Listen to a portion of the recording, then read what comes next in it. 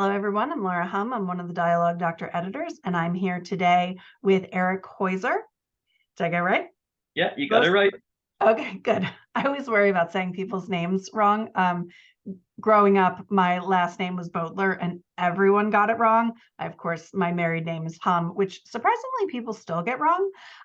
It looks pretty easy to me, but I guess it's mine. So everything is easier when it's yours. Oh my gosh, we're like 1 minute in and I'm already babbling. Sorry, listeners. Sorry, Eric. So, um, let's talk about you for a minute. Can you tell us a little bit about your writing journey and your work in progress and what you sent me? Sure. Uh, I've been writing now, like this book for the past 2 years, started during COVID. And actually, I wrote like this story, same story frame, about 10 years ago. And I put it online and I did like a first version of a novella because I would send chapters every day to the people that would register just to get their input to know if they Mhm. liked it or not. And I got some pretty good comments. But when I sent it to editors, I got like the same response saying the story's good, but we're not sure we can make money with this. So wasn't published. I put it in the drawer for about 10 years. And 2 years ago, during Christmas time, I just pulled it out, read it again, and said, okay, there's a good storyline there, but the craft is not there. So then I started reading books and started listening to podcasts and started to talk with Jeff and started working with you guys. And I just started perfecting the my craft. Was starting to write, and it's been close to 2 years now, and I just completed my first novel. And Congratulations. thank you so much. Yeah, I have over 100,000 words in the book, but the last two words, the end, was very gratifying. Yes. Yep. And in some ways, they are the two most important words. Yeah, yeah. So now I started the second book. So what I ask you to look at today is certain parts of two different scenes where I have a character that's there, which is a child. So my main character is David, and second main character is Roxanne, and this is Roxanne's little brother. Okay. So I've been listening to you on the podcast talking about kids' voices, and I've tried to work on it. But when I saw the opportunity to work with you on this, I said this is a golden opportunity to try and understand correctly, how to write kids' voices. It's not easy. No, I would say, first of all, kid voices are very hard because the way children think is literally different than the way adults think, right? Like the brain keeps forming and all of that like sciencey stuff, but they just think about the world differently. They see the world differently than adults do. And for adults to be able to take all of the communication that they've learned over their whole lives and tell a story using kids' voices is a really hard thing to do. And I think you have a particularly difficult challenge here in that you have a child who's navigating an adult world in an adult's book. It's one thing if you're writing children's voices in a children's book where the child is surrounded by other children versus when you're seeing them only next to adults, Yeah. because it's in those conversations with adults that children's voices like ring out so clear that, oh, this isn't an adult. So yeah, you've created quite the challenge for yourself here. So I'm Great. I like excited to challenges. work on it with you. This is how we learn. Excellent, excellent.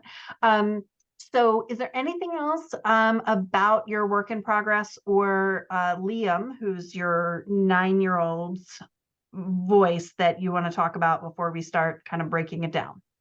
Yeah, well, the reason why he's in this book is to show character traits from his sister, Roxanne. Okay. I want to show how loving she is and how playful she is. And during the whole book, we see that she's tough, but she always has this phrase that she keeps saying. It's we'll need to have a talk. And at the end of the book, we realize that when she says that, it's because she's going to beat somebody up.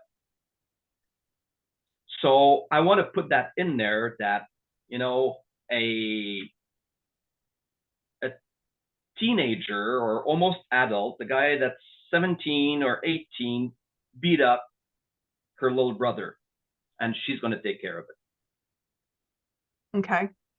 And how old is Roxy? Roxanne is 17. 17. Okay. Yeah.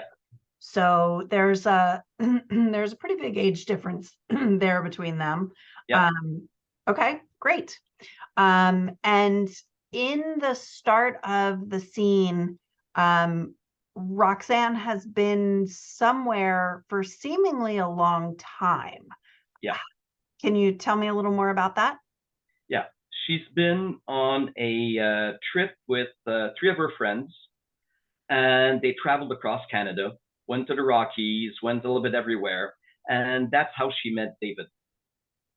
So now she's coming back home, and she's coming home with David. He's a little bit nervous meeting her parents, and her little brother was really anxious to see her.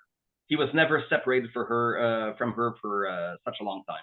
Mm-hmm. It was about like a month and a half. Okay. Okay. Great. So I'm going to go ahead. You sent me a document. I'm going to share my screen. Yeah. You sent a couple of documents, and I'm going to try to share them one at a time, but in a way that I can easily switch between them. And anyone who ever listens to me on a podcast knows that I am constantly going to struggle with how do I share, which, I use this program every single day. You'd think at some point I would just learn it, but apparently I can't. I'm laughing right now because I heard you say the same thing on the podcast this morning I was listening to. So it's pretty hilarious. Well, I'm nothing if not consistent. Exactly. Okay, so here we go. I figured it out. That will be like my pat on the back for today. All right, so you've got this great character building chart that you've got this picture of this really adorable little 9-year-old. And you give us his name, Liam, and then you tell us a little bit about who he is and what you want to see about him. He's present in the book to show Roxanne's character traits. He's had some speech therapy, and he used to stutter, but now he stutters when he's nervous. He's an army brat from a loving family, but the father's brother was an addict and was always lying. And he has some wounds about not being strong enough to stand up for himself. Yeah. So as I mentioned a little bit before, you created a nice little challenge for him in that he is a child living in an adult's world. This piece that you put in here about the father's brother being an addict is actually something that shows up in your second scene. And I have to admit that I read the story before I looked at the document. So I wondered what the comparison to the uncle was about. And this makes sense. But as we get into that second scene, we'll talk a little bit about this because at 9, likely Liam understands that his uncle is sick and that he's scared of his uncle and doesn't really want to be around his uncle very much, but probably doesn't know all the details of the addiction itself. So that'll kind of play a role in the language that we use surrounding the uncle in that second scene. So, and then you get...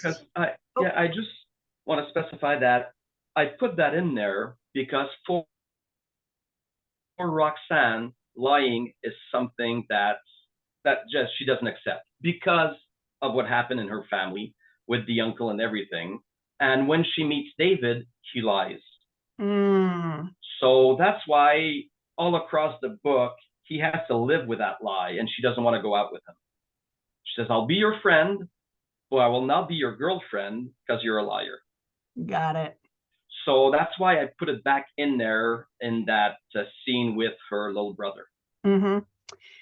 Yeah. So I think that you bring up something really interesting here, in that one of her pieces is that lying is so catastrophic to her. Yeah.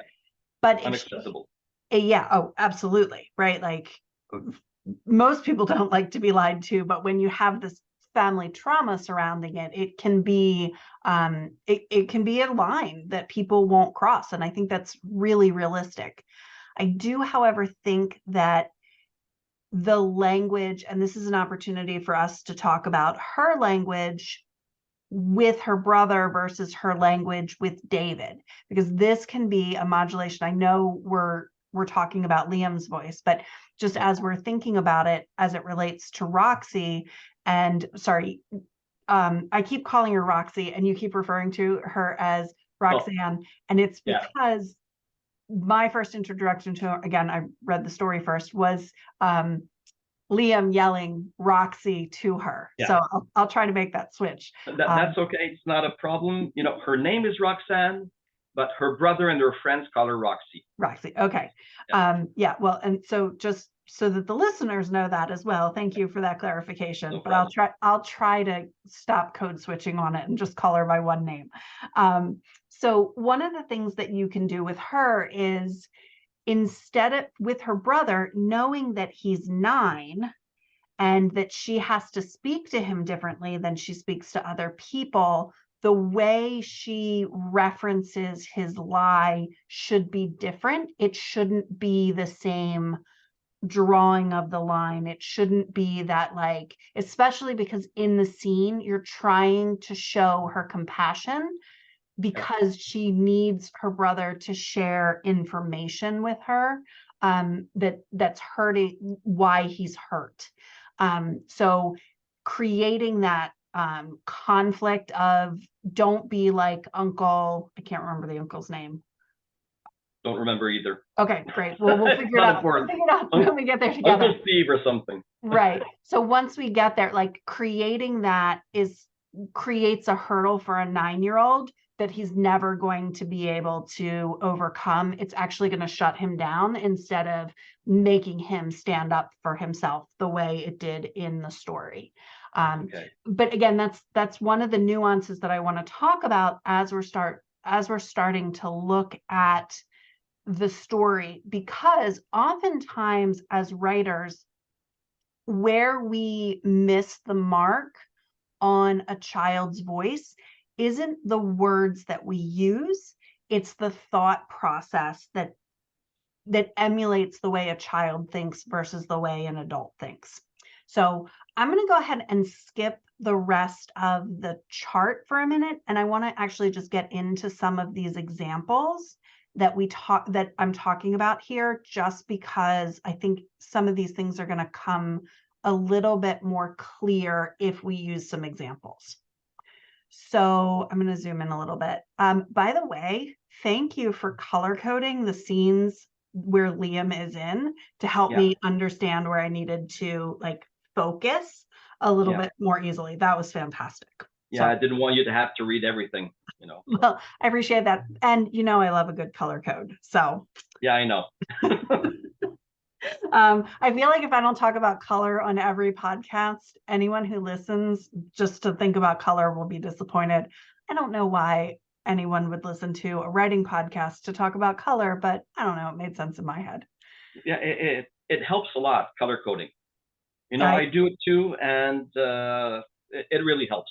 Oh, I'm so glad. Yeah, I love it. So, okay. So in this first part of the scene, Liam is seeing his sister for the first time in about 6-ish weeks. Yeah, 6 weeks about. Okay, great. So he runs outside screaming, Roxy, this was really smart. Throws his arms around her. She says, I missed you so much.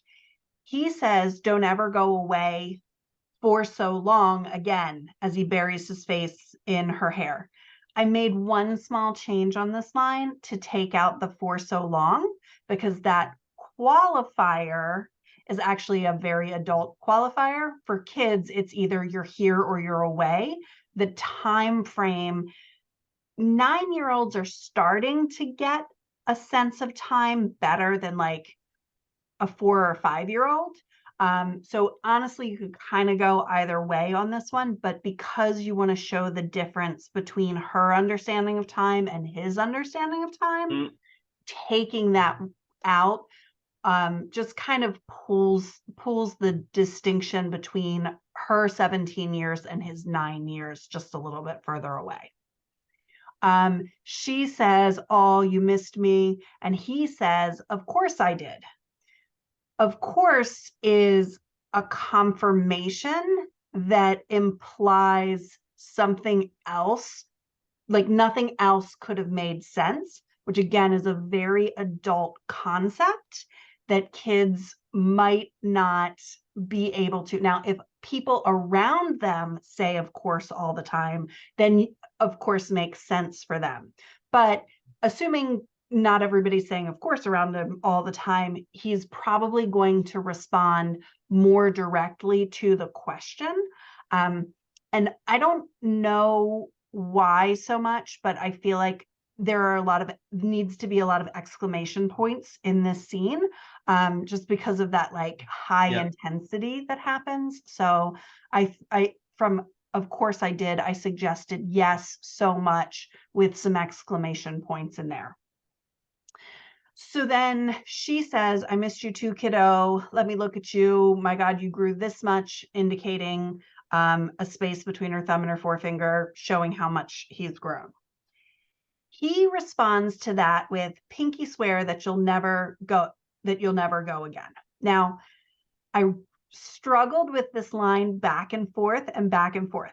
I loved the pinky swear piece because that's so quintessential 9-year-old, right? Like every 9-year-old at some point in their life, probably once a day, is going to pinky swear about something. But what kind of got caught on me was that he's returning to this idea that you'll never go away again. He's already covered that. And now he has her in front of him. His arms are around her. Now his thinking is likely, let me tell you everything that you missed. Let me tell you what we're going to do today. Let's talk about all the things that I want to do, because his world is she's not there or she is there. If she is there, she's going to do all of these things with me, not going back to the fact that you're going away again. It's about you're here, let's do all of these things. So that's what I meant a little bit earlier when I said that oftentimes where we go wrong as adult authors trying to write children's voices is not in the words, because your words here absolutely make sense for a 9-year-old to say, swear that you'll never go away again. Absolutely, that's a truly 9-year-old statement. But is this the right place for that 9-year-old statement? Because we've already gone through the don't go away. Would you bring it back up to just before she says, oh, I miss you, boo? So probably not. No. Because it's the repetition of something like that for a 9-year-old doesn't typically happen unless it's something that they want and they're not getting. So can I have a cookie? No. Why not? I want one. No, because I said no, but I want it. But dinner's in an hour, you can wait, but I want a cookie now. You have to let me have a cookie, right? Like holding on to that makes sense because they're not getting what they want. In this case, he has what he wants because Roxanne is right there with him. So going back through the bad thing that could potentially happen in the future, is kind of outside of the 9-year-old scope because I have what I want. So the brain kind of switches to, okay, well, you're here now. I'm holding on to you. So now I want to talk about all the things I want to do now versus promise me that you're not going to go away again. So Okay. that repetition of the thing that we're afraid of tends to creep in at about 12, 13, 14, when we see that the world isn't just the safe space where I can run around and play. That's when we start getting into these, you have to promise me that these bad things aren't going to happen. So, and for anyone out there who is a child psychologist, please give me some grace in my like knowledge of where the age groups shift. But that's kind of like where I see the differences in my head. So again, the words work. It's just the context of going back to that thing that's already been resolved. So so then we can keep going with the scene here. Do you know who else missed you from Roxy? And Liam says, who, Flo, who I later learn is one of Roxanne's friends who Liam has a little bit of a crush on, which is why he brings her up, which is very on brand for a 9-year-old boy. She says, no, not Flo. He says, who? She drops her backpack and she raises her hands like claws and she yells, the belly monster.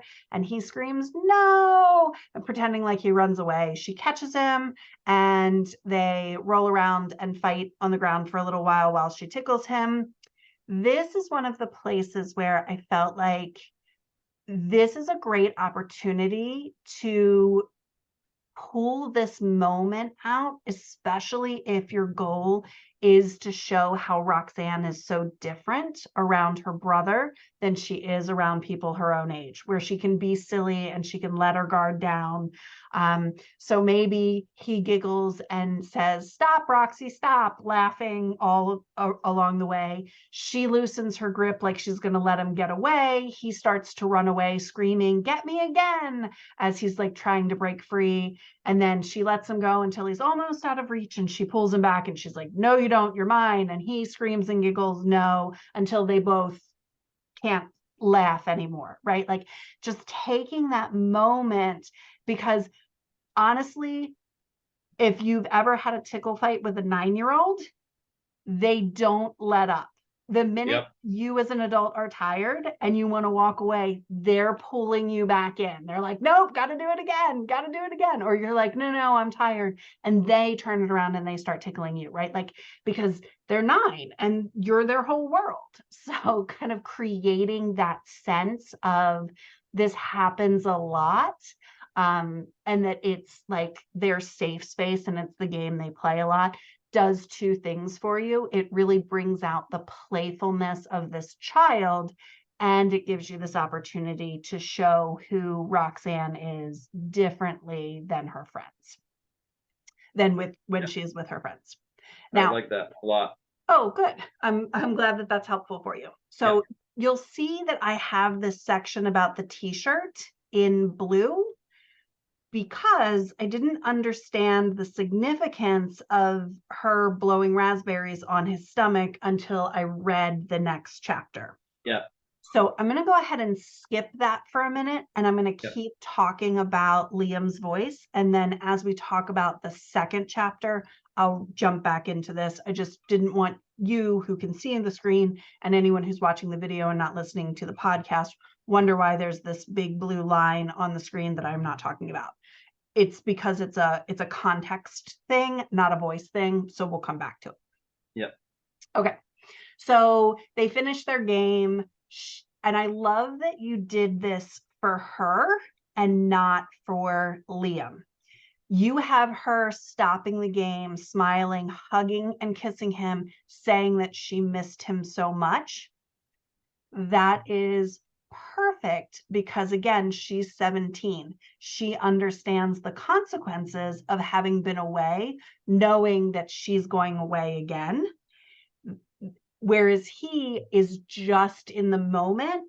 He's almost like that, oh yeah, you were away, right? Not quite to that extreme. Like a 4 or 5-year-old would probably be more about like, what do you mean you just left your here now, right? Like the 9-year-old has a little bit longer of a remembering, but a remembering, oh my goodness, I have no, why do people let me edit their work for dialogue when I say things like, whatever. Anyway, I'm just gonna keep going. We'll lean into it.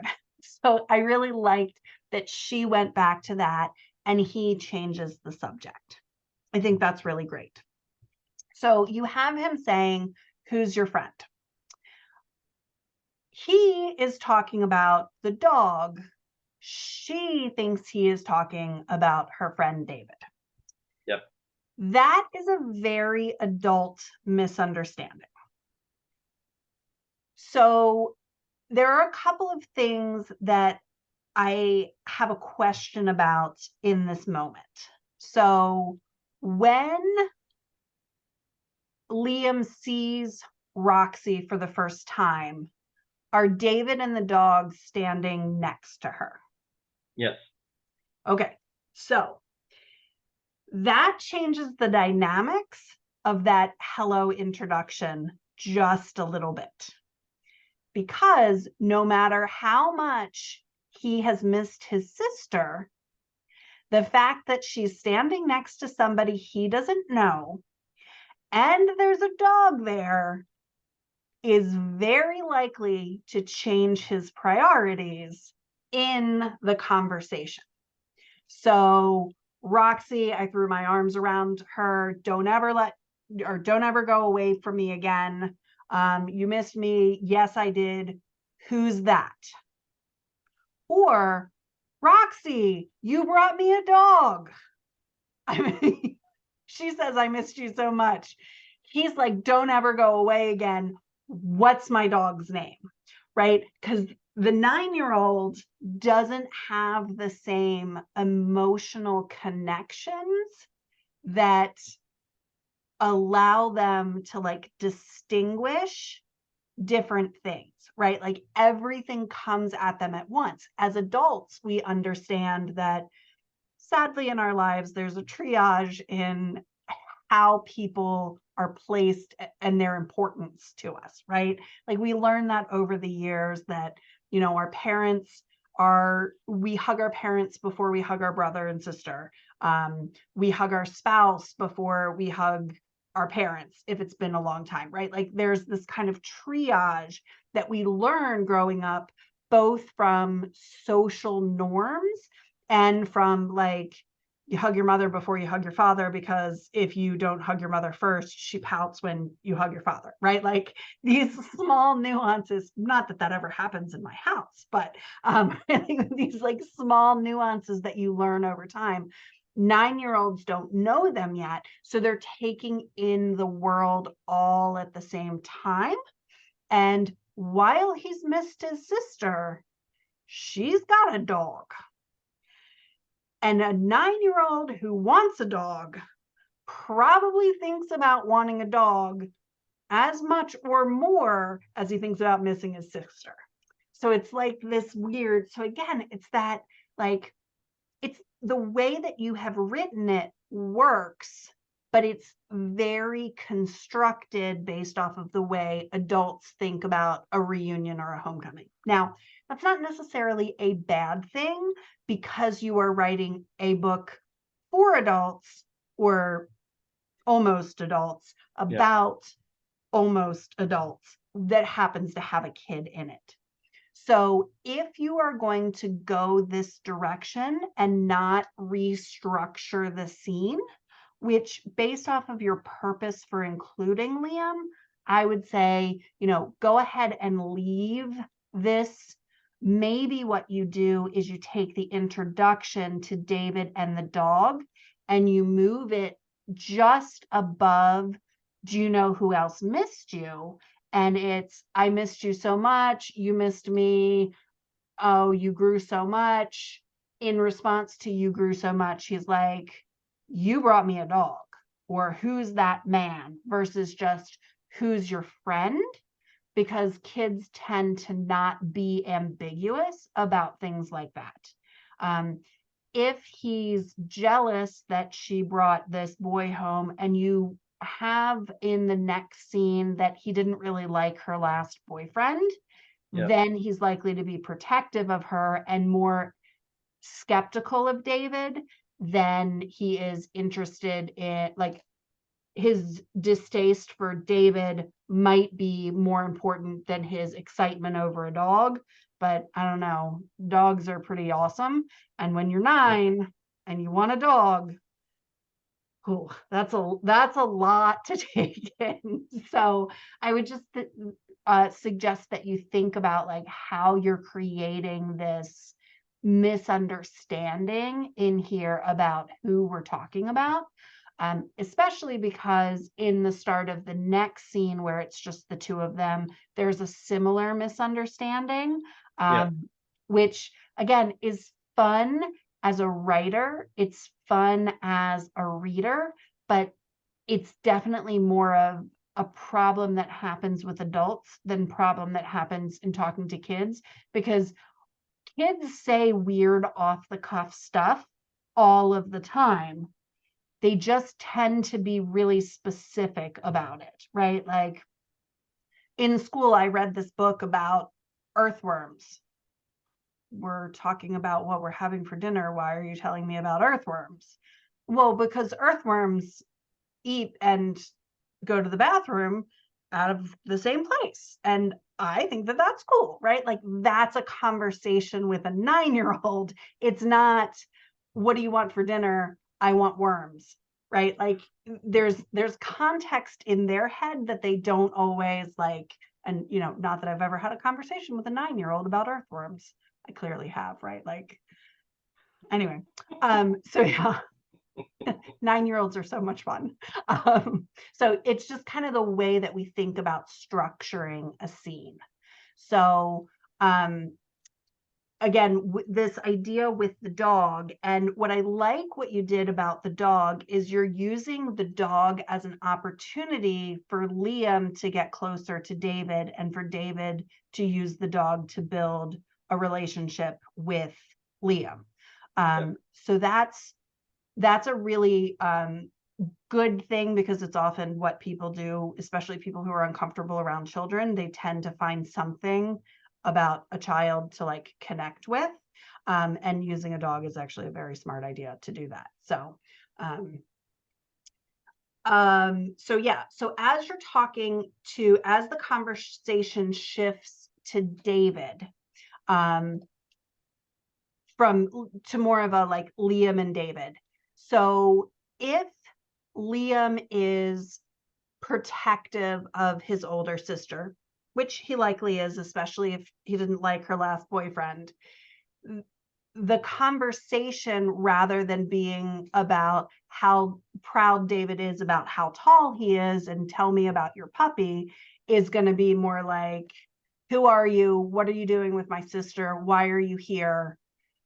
And he's like, I'm your sister's friend. We met. Like David's going to kind of be back on his heels a little bit, because Liam is just going to come at him with question after question after question, right? Like, how long are you staying? When are you leaving? I want you to go away, because now I have this great reunion. I have my sister back, but now I've got you. I don't want you. You need to go away. Your dog can stay, but you need to go away, right? Like there needs to be that little bit of distance or tension between the two of them, rather than Liam just accepting David as, okay, he's going to be part of this, and oh, he has this great dog. Does that make sense?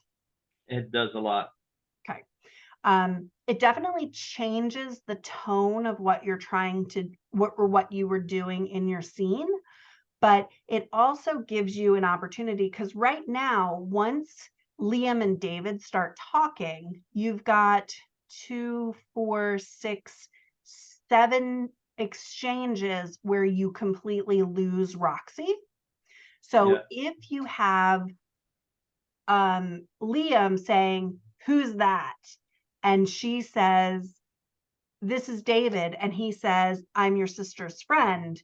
and you see Liam cross his arms and like squint at David a little bit and being like, what are you doing here? And you see Roxy laugh a little bit and like put her hand on David's arm to like show that no, it's okay that he's here. And David says, you know, your sister invited me for dinner, or whatever the invitation is, right? Like you can kind of break the scene down by adding Roxanne back into it just a little bit more to show like she was anticipating this a little bit, and she knows how to get Liam to be excited about David. So maybe she shares something about David that she knows Liam's gonna like. So, you know, if it's not about the dog, then maybe it's about some kind of thing that they both like to do that is automatically going to make Liam be like, oh, okay, this guy's maybe not so bad. Maybe I need to give him a chance, which is what tends to happen just naturally when you bring a new person home. You're trying to find the connection between that person, like, oh, this person like works in finance and you are interested in finance, and like we connect that way, right? Like it's the same thing with kids. It's just the things that we connect with them tend to be on a much more playful level than so, and that's where the puppy is great, because you can do that. But again, just like, especially if you want to show Liam coming around a little bit more to David, because in the next scene, you have him kind of unsure of how he feels about David, not because he's unsure about David, but because he was unsure about Sam or whatever her last boyfriend was. Whatever. Yeah. Okay.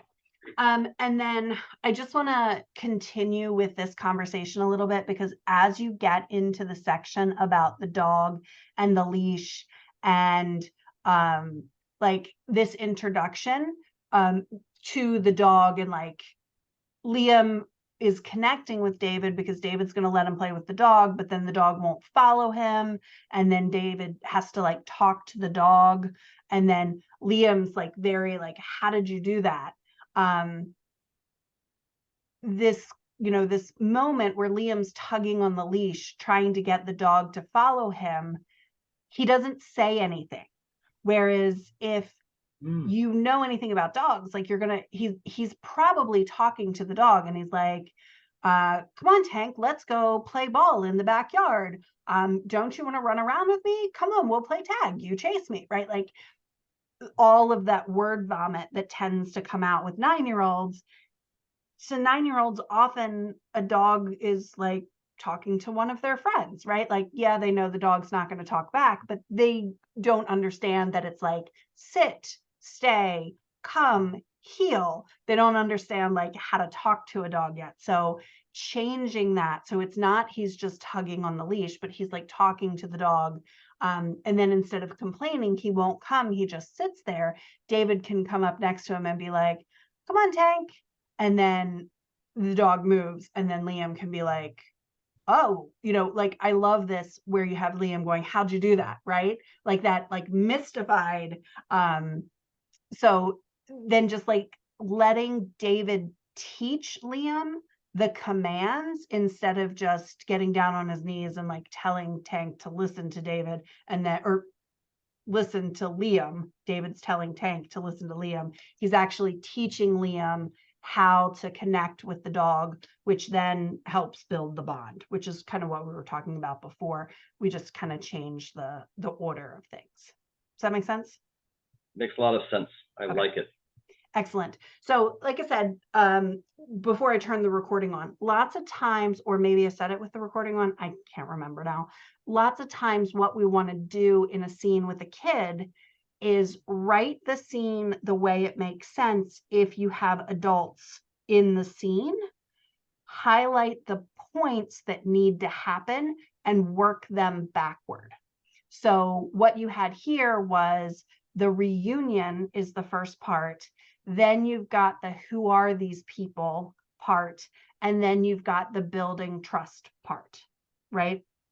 So if you have those three parts, thinking about how do you build the relationship between this guy and this kid, starting here and working your way backward into the like, how do we introduce him so that we are creating the end part of Liam's emotion where we want it to be in this building the relationship part. So it works a little bit backwards because kids' brains work less logically than adult brains do. Children focus on what's in front of them and what they want.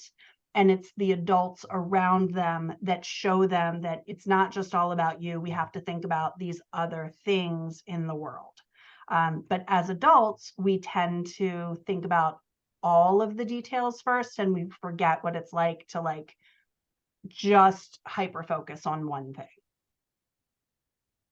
So I don't know if that was helpful or not, or if I It's just very helpful. everybody. Yeah, yeah. So, okay, so let's then jump over into the other scene for a few minutes. So do you want to tell us a little bit, because I've been doing a lot of talking, do you want to tell us a little bit about what's happening in this scene? Yeah. When she tickled him, she noticed that he had some bruises on his ribs. So she doesn't want to talk about it right away. But as soon as she has an opportunity to go and take a walk with her little brother and the dog, she starts asking questions, to try and figure out how he had those bruises, because they're pretty big bruises. Okay. So she wants to know what happened, because she doesn't think that that's normal, and she thinks that maybe he had a fight with a little friend or something. Okay. And then she discovers that no, it's a big kid that beat him up. Okay.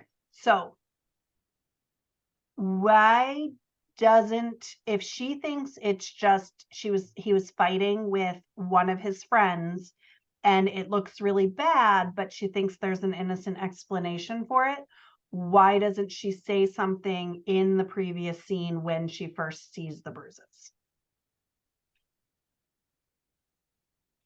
I'm not sure. Okay. So I just didn't want to bring that up because I wanted to have a conversation between the two of them, where she protects him, and she doesn't want the father to be involved or anybody. She wants to take care of her little brother. So if I slip that in there, the father, the mother, David, everybody would have been involved. So I want it to be just the two of them. Okay. So there are two conflicting actions that are happening here. So she's been away from her brother all this time. She's so excited to see him. She's wrestling with him. She's joking around with him. And she sees these big bruises on him. She is going to respond to these bruises immediately because the fear instinct is going to kick in. You have it set up so that the only other adult there is David. Yeah. You have it so that Liam is embarrassed by and scared about these bruises. So if you add a moment here where, so kind of as I went back and I reread this, you have Liam making, and I missed it the first couple of times I read it, because at first you have Liam yelling, no, pretending he wants to run away. But then when she starts raspberrying his stomach, he says, no, stop. But he's still laughing as he's thrashing and twisting away. So if he doesn't want her to see the bruises, he's going to stop her and is going to stop laughing and joking around and be like, no, no, get off me, get off me. And she's going to be confused as to why this game that they play all the time didn't go the way she thought it was going to go. On the other hand, if it's going the way that it's going and he's forgotten about the bruises, even though he's really scared and doesn't want to go to the park, then her reaction needs to be what happened, and he can be really scared and shocked and being like, nothing, I fell. And she can be like, okay, I don't want to talk about this now. We can talk about this later. But like, if you're going to have this scene later where she brings up the fact that there are bruises on his ribs, you have to give us as the reader some indication that she saw them here, because otherwise when I get here and I'm like, bruises on his ribs, how did I miss that this 9-year-old has bruises on his ribs, right? Like, so there has to be some indication in the first scene that that's what happened. The other way that you can do it is when they're on the walk, Liam can say, Roxy, can I tell you something? But you have to promise not to tell mom and dad, or you have to promise not to tell anyone. Can I tell you a secret? Right? Like, he can bring it up rather than her bringing it up. Mm.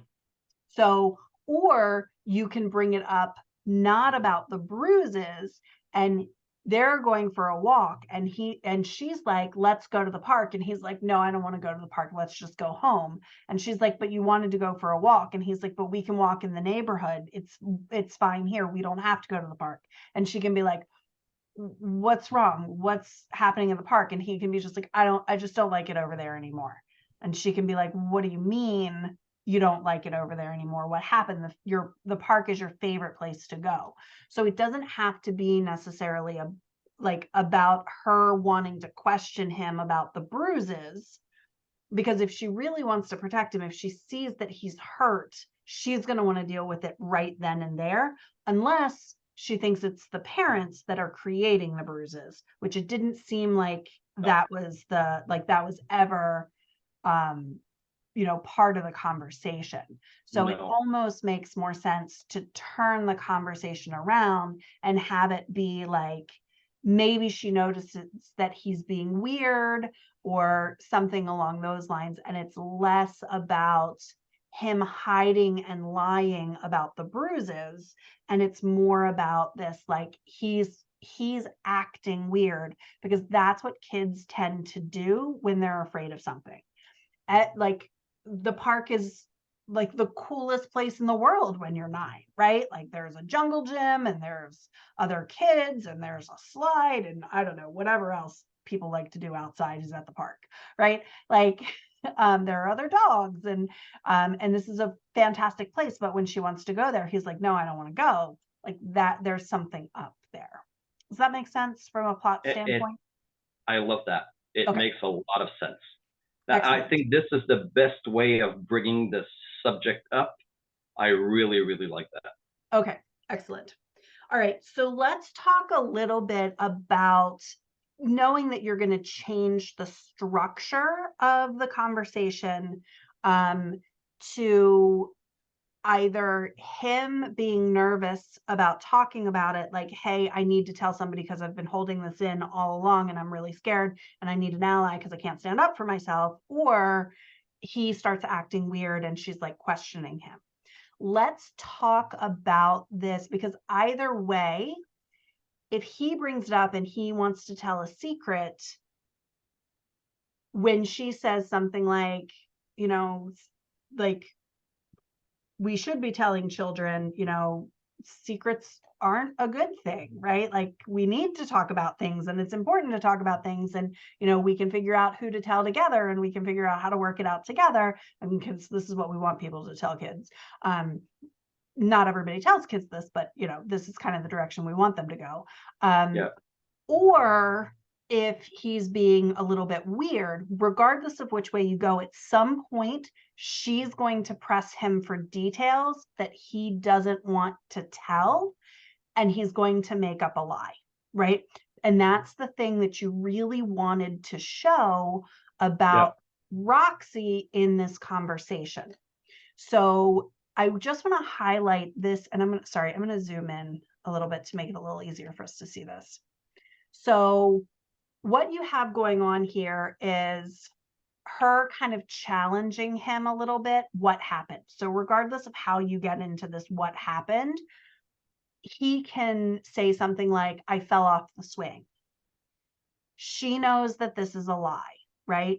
So she stops. And what she says to him is the truth. You don't want to be like Uncle Mark, do you? Right? This is, I'm of two minds about this because she's only 17.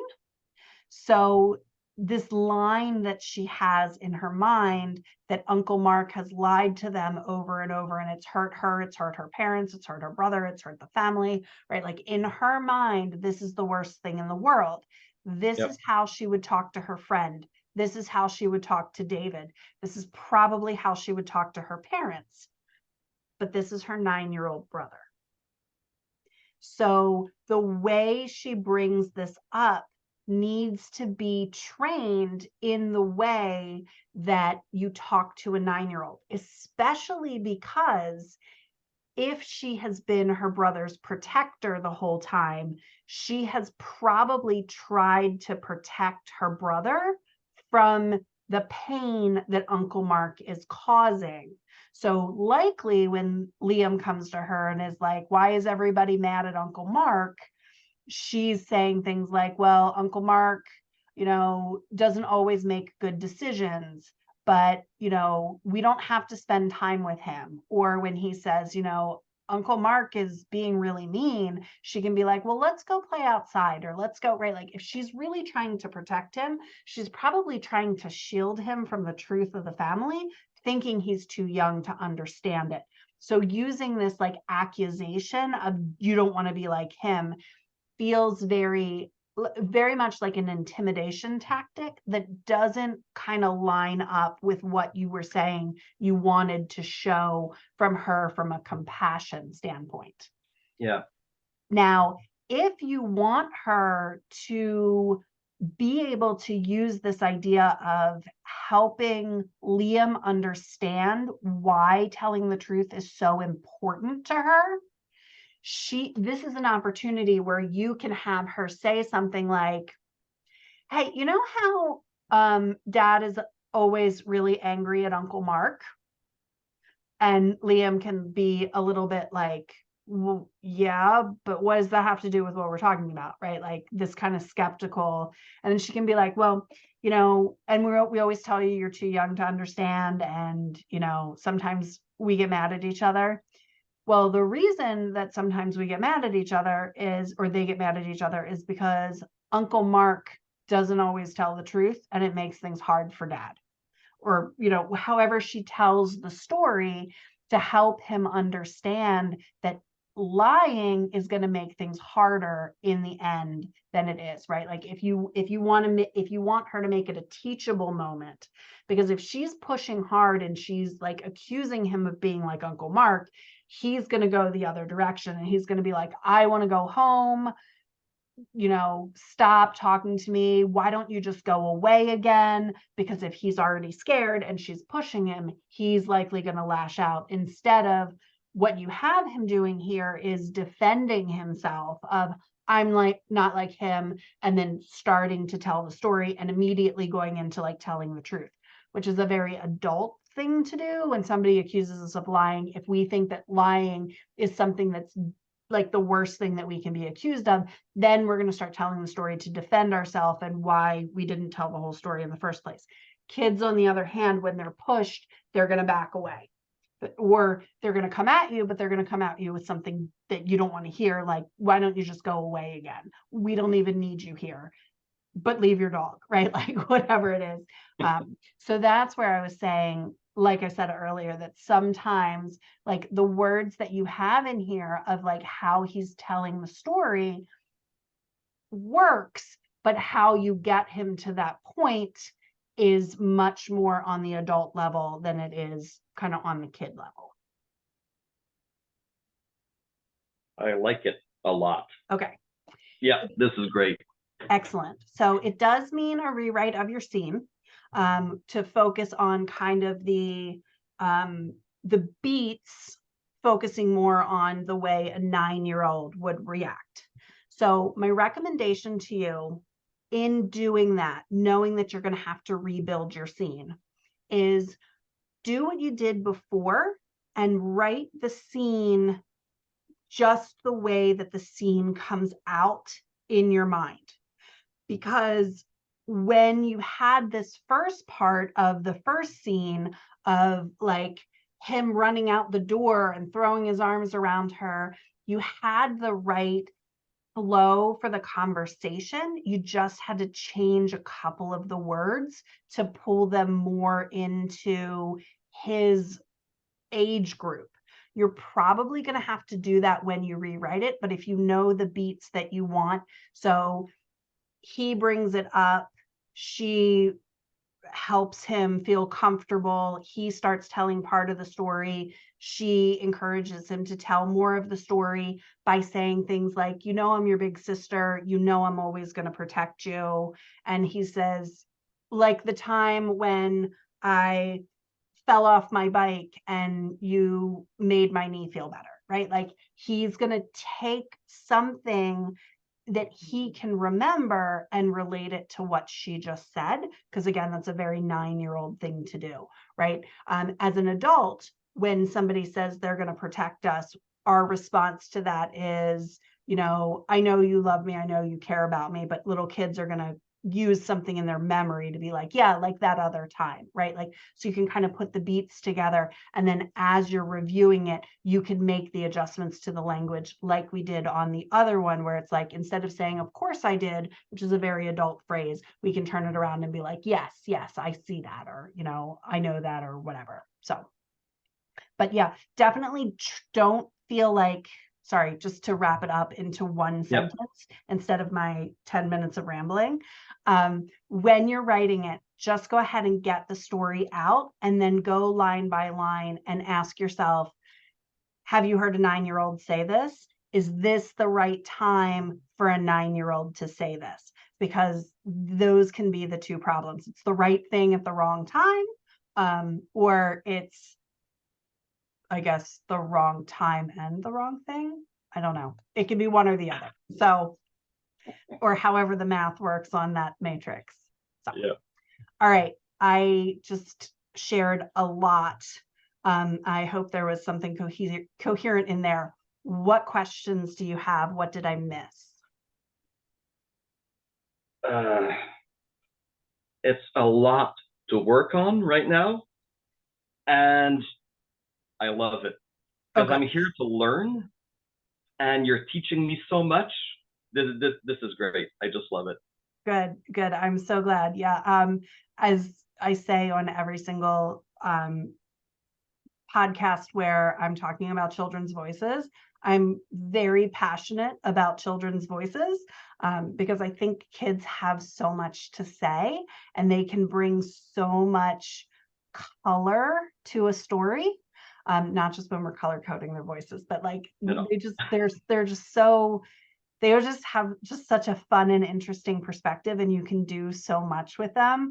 Like you can have a kid say something that your adults are thinking, but they're afraid to say because they don't have that filter, right? Like in the part where you were saying, you know, he didn't like her last boyfriend, right? Like he's going to just come out and say he didn't like her. The reasons that he lists are much more like on the adult side versus just he was mean, right? That's it. He was mean. Or, you know, he had smelly feet, or right, like things that we don't think about, right, that are so important to a kid. Or, you know, he always took the last piece of cake, or he always ate my candy when he came over, right? Like something that's really important to a kid, because as adults, like we look at the way people treat each other, and we look at the way, you know, if they're polite or if they're considerate, but little kids are like, he got in my way, you know, he never talked to me, all your other friends talk to me, like whatever. So you just got to take it and like turn it around through that lens. What you're making me think of is he never lets me win at the video games, or yes, because he loves playing video games, Liam. So yeah. And it doesn't like, he doesn't even have to let me win. He just needs to he needs to understand that like I'm 9, right? We don't play it. Like, he never even gave me a chance with the video games, right? Like, so he hogs the video game console all the time, He's a or bad tells me, loser. yeah, he tells me I'm bad at video games, right? Like, I'm great at video games. Yeah, any of those kinds of things will work. But it's definitely like, kind of, to get into that mindset, you kind of have to like take out all of the filters that we've spent our entire adult lives creating for ourselves, so that we don't offend anybody and we don't say the wrong thing, and we make sure that we're taking other people's feelings into consideration. And if we can just like let go of all those filters and have all of that just unfilteredness, that's the way you're going to get a kid's voice. So This is great. good. Oh, I'm so glad. All right, I'm going to go ahead and turn the recording off.